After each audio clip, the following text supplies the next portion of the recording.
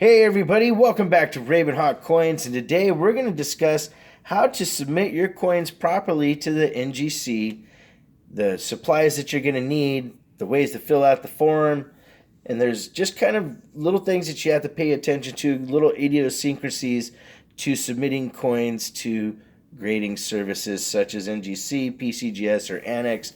And we're going to get right into it by showing you what the coins are, going into what the cost would be. Then we'll show you the supplies and the way that you should, properly ship them and whatnot. So let's get right into it. The first thing we have is this beautiful 1943 S Mercury dime, and this has a broad strike air. Then we have a 1926 S wood grained Lincoln cent, and it's a woody also, or a wheat cent I should say, of course, because it's from the 20s. I'll get you a little better view. Then we have a really cool 1975 Denver Ultra High mint mark, and this is a variety. It's actually really cool. I found this one in a roll hunt, and I just want to make sure that I get it certified for being the type of variety it is. And then last but not least is this gorgeous 1897 Barber quarter.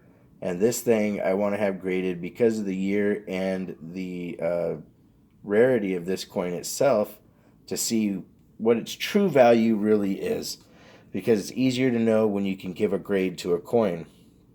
So what you have to do is go to the NGC website, and that's the best way, in my opinion, to do this, is to fill out the NGC, fill in the blank form. It's a PDF format. You fill that in.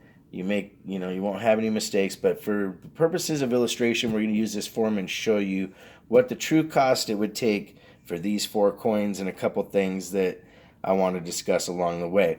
All right, so let's get into this. So first of all, you want to make sure you fill out the form properly, starting with your name, address, and everything. There's a shipping method, who you're going to use, United States Postal Service, UPS, or whatnot.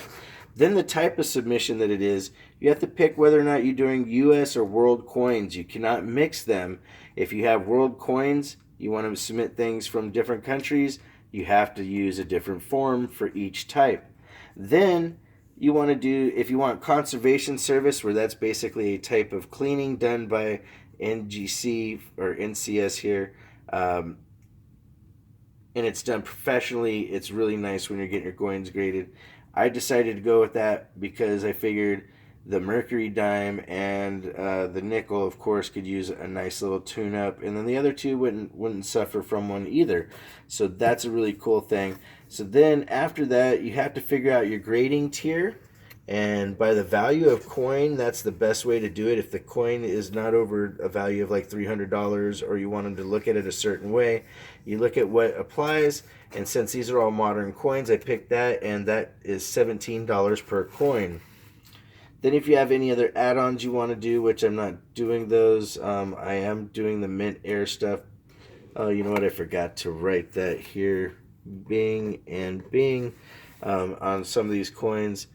And then if you're going to have a reholder, which we're not doing that, and then any other services, they'll do an appearance review where maybe you have a coin that has really nice toning and stuff, and they look at it a little bit more, I believe, for that one. It's optional, and it only applies to the coins that are, of course, on the form. And you know what? I don't see why not. Let's try that. So then you also have imaging services, which I'm not going to do that. I don't really want to have my coins online that way, but there is that option. So here's what you come up with. You have all your coins, their country of origin, their dates, their mint marks, what their denominations are, and then, if there's an error or anything. So these two had mint errors, and this one is a variety, and the last one's not. Technically, this last one should be on a separate form with coins that aren't error, if I'm doing this correctly. But for illustration purposes, I want to do that. Then you have to declare how much you think the absolute highest value of each coin is. Now, these are actually really insanely high values, especially on the nickel, I think, because this was a bounty nickel.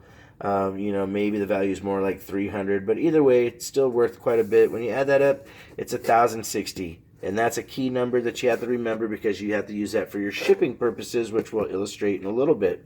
So now you come down here and you have your spot that says total fees. And you basically take the number of your coins and the services, and remember that's $11 each.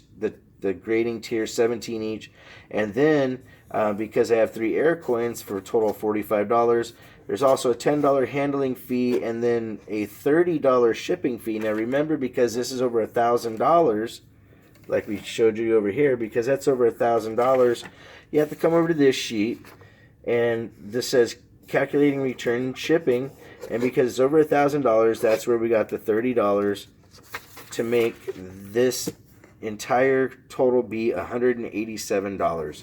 Now, what you have to keep in mind when you're grading or submitting coins to PCGS and NGC and other grading services like this is they have very strict rules. You know, you want to make sure that when you're submitting your coins that you have them in plastic flips like this, or you can use capsules such as this right here that this token is in, or these right here, which would fit, you know, a penny or a dime. You cannot use plastic bags. No using these either, because these actually require staples to stay together. So you don't want to use those because they will not be happy. You got to make sure there's nothing that can damage the coin. And, you know, there's a lot of extra rules. So what I would suggest for every person, so there's no misunderstanding and I'm not leaving something out, to take a look at this on NGC's website and make sure that you're not missing anything.